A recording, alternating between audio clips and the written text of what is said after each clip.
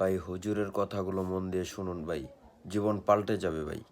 আল্লাহ সুবহানাহু ওয়া তাআলা বলছে যে মুহাম্মদ আপনার উম্মতদেরকে বলে দিন ইল্লা মান তাব, যে অপরাধ গুনাহ থেকে ফিরে আসে, তওবা করে, ওয়া আমানা ঈমান আনে, ওয়া আমিলা আমালান সালিহা, তার হাজার লক্ষ সহস্র কোটি গুনাহ থাকুক,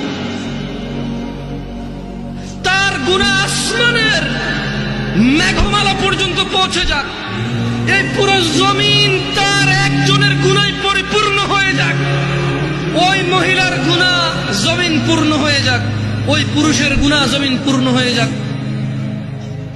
মুহাম্মদ সাল্লাল্লাহু আলাইহি ওয়াসাল্লাম আপনার উম্মতকে বলেন, সে যদি তার গুনাহকে মাপার দরকার নাই, তার গুনাহ কত কত ওজন কত সংখ্যা মাপার দরকার নাই, ওকে বলেন। এটা সূরা ফুরকানের আয়াত।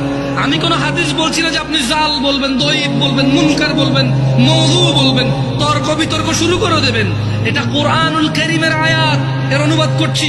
আল্লাহ বলছেন যে আপনার এই উম্মতদেরকে বলে দেন, গুনার সংখ্যাও কেন গুনছে, ও ওজন কেন করতেছে, ও বেঁচে আছে না, ও নিঃশ্বাস আছে না, ও তো মারা যায়নি, এখনো ওর জন্য তওবার দরজা খোলা আছে, ও ফিরে আসতে পারে, ও ফিরে আসতে বলেন।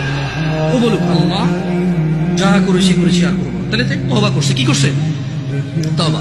এবার বলতেছি আল্লাহ তাকে বলেন ওয়া আমানা ঈমান আনতে বলেন, ওয়া আমিলা আমালান সালিহা, ভালো কাজ করতে বলেন, এবং তাকে বলে দিন আমি আল্লাহ ফাউলাইকা ইউবাদদিলুল্লাহু সাইয়্যাতিহিম হাসানাত, তাকে বলে দিন তার পূর্বের সমস্ত গুনাহ আমি নেকিতে পরিবর্তন করব।